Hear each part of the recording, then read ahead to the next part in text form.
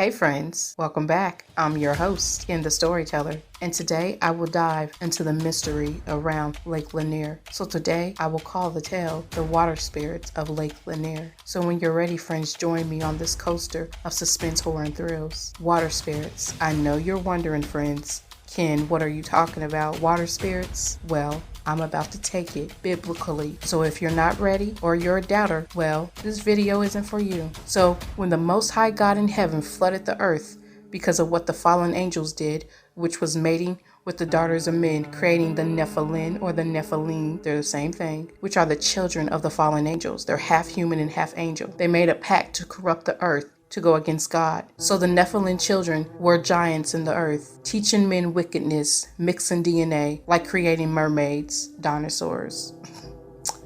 Yeah, y'all mermaids and y'all dinosaurs from the movies. Causing wars and eating people.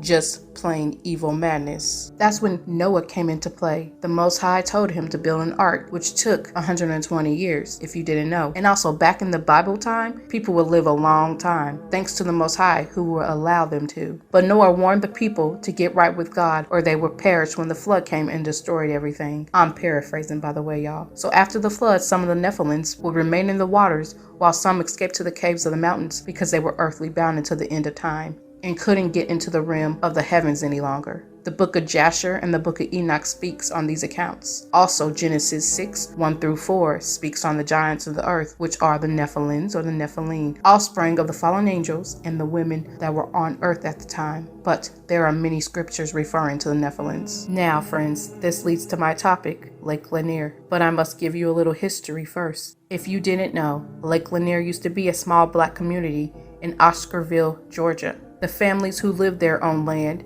had businesses, and the town was thriving until 1912, when two different incidents occurred where one white teenage girl was fatally beaten and sexually assaulted in Oscarville, and the other one was in Big Creek, where two black men allegedly broke into a woman's home and sexually assaulted her. The men were arrested, put on trial. In 21 days, they were hung, causing chaos. That's when a preacher and his congregation drove to Big Creek for more of the accused that were innocent, demanding their release. That's when a white mob beat the preacher, and then a group of white men, called themselves the Night Riders, started harassing black families in Oscarville and surrounding towns. That's when the black families fled in fear. So many deaths happened there, unfortunately, throughout that time. Eventually, the town of Oscarville was flooded by the U.S. government, allegedly, creating Lake Lanier in 1956, but it's said it took 5 years to do the job. So the town of Oscarville is still underneath the lake to this day. Friends, many people say Lake Lanier is haunted and deadly, killing hundreds of people over the years by boating accidents and drownings. And I will take their word for it because I'm not going to visit. But I want to take a deeper look at this in more of a spiritual point of view. Survivors of the lake say when they are fighting for their lives, there's a force that continually pulls them down, a force that's unexplainable. I start to think of the incubus and the succubus. If you research those names, you will find that they are water spirits, night terrors, and nightmares. Y'all ever wonder where Nightmare on Elm Street comes from and where they got that idea? Anyways, I feel that there is a portal into hell, and Lake Lanier is its disguise and is housing water spirits that were left from the flood, and also spirits from the people of Oscarville. These spirits